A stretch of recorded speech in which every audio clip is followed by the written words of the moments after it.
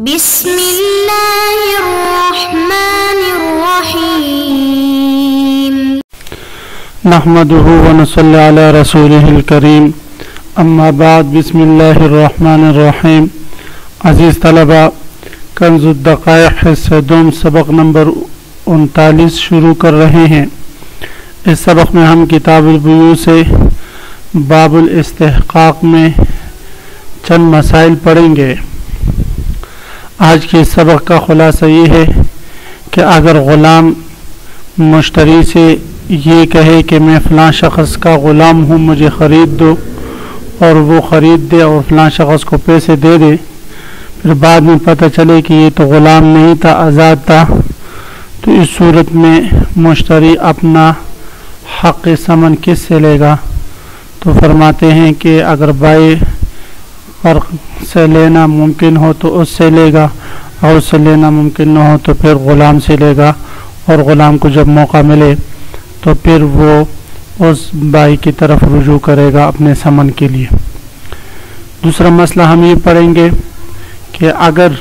کوئی شخص کسی گھر یا کسی پلاٹ وغیرہ میں دعویٰ کر لے کہ یہ میرا ہے، اگر کل کا دعویٰ کیا ہو یا بعض کا، اور بعد میں پھر اس گھر کا یا اس پلاٹ کا کوئی مستحق نکل آئے، تو پھر اس صورت میں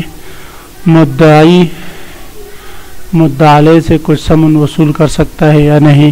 تو اس سے متعلق ہم انشاءاللہ آج کے سبق میں تفصیلاً پڑھتے ہیں۔ عزیز طلبہ، تو آتے ہیں کتاب کی طرف۔ سب سے پہلے ہم عبارت پڑھتے ہیں، وَإِنْ قَالَ عَبْدٌ لِمُشْتَرٍ اشْتَرِنِي فَأَنَا عَبْدٌ فَاشْتَرَى فَإِذَا هُوَ حُرٌّ فَإِنْ كَانَ الْبَائِعُ حَاضِرًا أَوْ غَابَ غِيبَةً مَعْرُوفَةً فلا شيء على العبد وإلا رجع المشتري على العبد والعبد على البائع بخلاف الرهن، ومن ادعى حقا في دار فصلح على 100 فاستحق بعضها لم يرجع بشيء ولو ادعى كلها رجع بقسطه۔ صورت مسئلہ سمجھنے سے پہلے عزیز طلبہ، کتاب کی شروع میں ہم نے سبق نمبر 38 میں دو ضابطے پڑھے تھے۔ پہلا ضابطہ البینۃ حجۃ متعدیۃ للاقرار، کہ بینہ یہ حجت متعدیہ ہے لیکن اقرار یہ حجت متعدیہ نہیں۔ یہ ضابطہ ہم نے پڑھا تھا، اس سے متعلق تفصیل آپ سبق نمبر 38 میں دوبارہ سن سکتے ہیں۔ اور دوسرا ضابطہ ہم نے پڑھا تھا کہ التناقض یمنع دعوی الملک للحریۃ والطلاق والنسب، کہ تناقض کلام یہ ملکیت کے دعوے کے لیے تو مانع ہے لیکن حریت، طلاق اور نسب کے دعوے کے لیے مانع نہیں۔ تو جب یہ ضابطے ہم سمجھ گئے تھے سبق نمبر 38 میں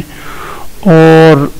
دوبارہ ہم نے سن لیے، تو اب یہی مسئلہ اسی گزشتہ ضابطے پر متفرع ہیں۔ فرماتے ہیں اگر غلام مشتری سے کہیں مجھے خرید لو، میں فلاں شخص کا غلام ہوں، بس مشتری اس کو خرید لے، بعد میں پتہ چلا کہ وہ تو آزاد ہے، غلام تھا ہی نہیں، تو اس صورت میں مشتری کس پر رجوع کرے گا؟ تو فرماتے ہیں اس صورت میں مشتری بائع پر رجوع کرے گا اگر وہ موجود ہو۔ اگر وہ غائب ہو جائے، اس کو پتہ ہی نہیں چلے کہ کون تھا کون نہیں تھا، تو پھر اس صورت میں غلام پر رجوع کرے گا۔ فرماتے وَإِنْ قَالَ عَبْدٌ لِمُشْتَرٍ، اگر غلام نے مشتری سے کہا اشترینی فَأَنَا عَبْدٌ، مجھے خرید لو میں غلام ہوں، فاشترى، پس اس نے خریدا، فَإِذَا هُوَ حُرٌّ، پس وہ غلام نہیں تھا بلکہ آزاد تھا، بس بینہ سے ظاہر ہو چکا کہ یہ حر ہے، آزاد ہے، غلام نہیں، تو اس صورت میں پھر فرماتے ہیں کہ اس کی آزادی کا ثابت ہونا بینہ سے یہ حجت متعدیہ ہے، تو یہ اس کے حق میں بھی آزاد ہوگا اور بائع کے حق میں بھی آزاد ہوگا۔ فَإِنْ كَانَ الْبَائِعُ حَاضِرًا، پس اگر اب بائع موجود ہو، أَوْ غَابَ غِيبَةً مَعْرُوفَةً، یا ایسی جگہ غائب ہو کہ جس کی جگہ معلوم ہے کہ یہاں نہیں ہے، لاہور شہر میں ہے یا کراچی شہر میں ہے، تو فرماتے ہیں فَلَا شَيْءَ عَلَى الْعَبْدِ، اس صورت میں مشتری کا غلام پر کوئی چیز لازم نہیں ہوگا، اس لیے کہ جس پر اس کا حق ہے حقیقتاً وہ موجود ہے اور اس کے پاس اس تک اس کے لیے پہنچنا بھی ممکن ہے۔ وَإِلَّا رَجَعَ الْمُشْتَرِي عَلَى الْعَبْدِ، وگرنہ مشتری رجوع کرے غلام پر اور غلام سے اپنا ثمن لے لے. وَالْعَبْدُ عَلَى الْبَائِعِ، اور فرماتے ہیں پھر جو غلام ہے وہ رجوع کرے گا بائع پر، یعنی غلام پہلے ثمن ادا کرے گا اس مشتری کو اور مشتری اس کے ہاتھ سے ثمن وصول کر لے گا. پھر جب بائع کا پتہ چلے، بائع جب آئے تو پھر غلام جا کر اس پر رجوع کرے کہ بھئی آپ نے ویسے میرے سر کی قیمت لی تھی، میں تو آزاد تھا اور وہ قیمت مجھ سے قاضی نے دلوا کر اس کو دے دی مشتری کو، لہذا اب آپ مجھے پیسے دے دیں. تو اس کو حق ہے کہ اس سے رجوع کرے. بخلاف الرہن، ہاں اگر یہ معاملہ رہن کا ہو، اس نے بطور رہن کے، بطور وثیقہ کے مرتہن کے پاس ایک شخص کو رکوایا اور اس شخص نے کہا میں غلام ہوں اس کا، پھر بعد میں پتہ چلا کہ وہ غلام نہیں ہے تو مرتہن کو دھوکہ ہو گیا. اب فرماتے اس صورت میں یہ مرتہن جو ہے کیا یہ اس غلام کی قیمت کے لیے رجوع کر سکتا ہے راہن پر، یا اس کے غلام پر جو اس کے پاس بطور وثیقہ کے رکھا گیا تھا؟ تو فرماتے ہیں نہیں، اس پر رجوع نہیں کر سکتا، اس لیے کہ عقد رہن وہ مضمون نہیں ہوتا. عقد رہن جو ہے وہ غیر مضمون ہوتا ہے، وہ امانت ہوتا ہے. اس لیے فرماتے ہیں یہاں پر وہ اس غلام پر بھی رجوع نہیں کر سکتا اور راہن پر بھی رجوع نہیں کر سکتا، بخلاف گزشتہ عقد کے عقد بیع کی کہ وہ مضمون ہوتا ہے، اس لیے وہاں پر رجوع کرنے کا اس کو حق تھا. وَمَنِ ادَّعَىٰ حَقًّا فِي دَارٍ، اب یہاں سے فرما رہے ہیں کوئی شخص کسی گھر میں حق مجہول کا دعویٰ کر لے.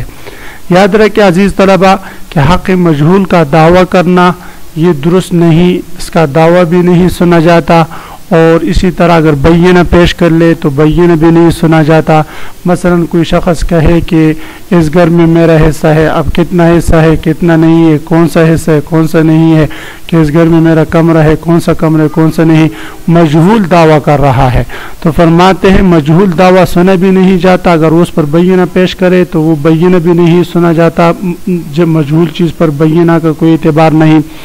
ہاں اگر مدعا علیہ اس سے صلح بالمال کر لے مدعی سے تو عقدی تو مجہول چیز کے دعوے پر صلح عن المال یہ درست ہے. تو اس لیے اگر اس نے دعویٰ کر لیا کسی حق مجہول کا کسی گھر میں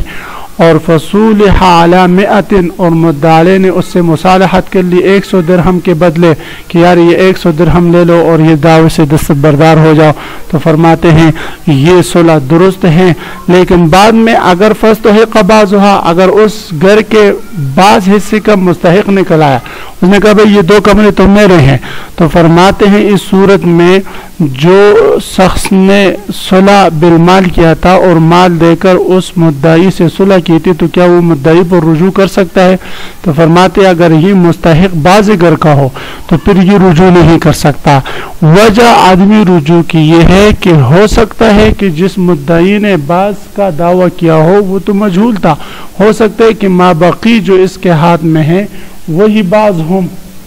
وہ مابقی جو ہے وہی بعض ہو، تو اس لیے فرماتے یہ رجوع نہیں کر سکتا. فرماتے ومن ادعا حقا فی دار، اگر کسی نے گھر میں کسی حق مجہول کا دعویٰ کیا فصولح علی 100 پھر اس کے ساتھ مصالحت کی گئی 100 درہم کے بدلے، فاستحق بعضھا پھر اس گھر کے بعض کا مستحق نکل آیا، لم یرجع بشیء تو یہ مدعی اس مدعی پر کسی چیز کا رجوع نہیں کر سکتا. ولو ادعا کلھا، ہاں اگر اس مدعی نے پورے گھر کا دعویٰ کیا کہ یہ پورا گھر میرا ہے، ہاں اور پھر اس مدعی نے اس کے ساتھ مصالحت کر لی، 100 درہم دے دیے، پھر بعد میں 4 کمرے تھے 2 کمروں کا مستحق نکل آیا، تو اس صورت میں رجع بقسط ہی، تو وہ اس دعوے کے اس استحقاق کے بقدر اس مدعی پر رجوع کرے گا. مثلا 4 کمروں میں 2 کمروں کا مستحق نکل آیا، اس نے 100 درہم پر مصالحت کی تھی تو 50 درہم کے لیے رجوع کرے، اور اگر اس نے ایک کمرے کا مستحق نکل آیا اور اس نے مصالحت 100 درہم کے بدلے کی تھی تو فرماتے ہیں اس صورت میں 25 درہم کا رجوع کرے گا۔ وَلَوِ ادَّعَى كُلَّهَا، اگر مدعی نے پورے گھر کا دعویٰ کیا ہو اور اس نے پھر 100 درہم میں اس سے مصالحت کی ہو تو رجع بقسطہ، تو جتنے حصے کا مستحق نکل آیا ہے تو اس حصے کے بقدر یہ مدعا علیہ اس مدعی پر رجوع کرے گا۔ اگر پورے گھر کا مستحق نکل آئے تو پوری 100 درہم کے لیے اس پر رجوع کرے گا۔ تو عزیز طلبہ، آج کے سبق کا خلاصہ یہ ہوا کہ ہم نے باب الاستحقاق میں چند مسائل پڑھے۔ ایک مسئلہ تو یہ پڑھا کہ اگر کوئی آزاد آدمی دوسرے شخص کو کہے کہ میں فلاں کا غلام ہوں، مجھے خرید لو، اور وہ خرید لے، پیسے دے دے، بعد میں پتہ چلے کہ یہ آزاد ہے، تو فرماتے ہیں اس صورت میں یہ مشتری کو حق ہے کہ بھائی سے اپنا ثمن وصول کر لے۔